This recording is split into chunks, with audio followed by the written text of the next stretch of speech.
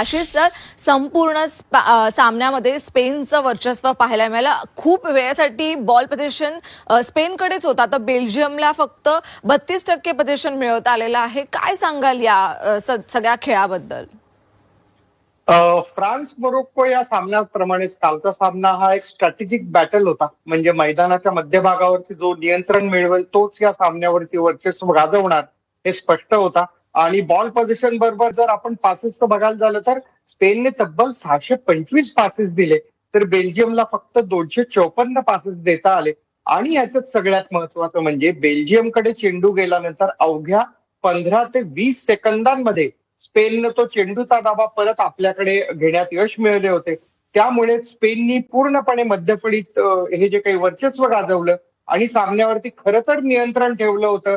त्यांनी 2 ते 3 गोल मारले असते तर सामना एकतर्फी दिसला असता. त्यामध्ये आत्ता जेवढी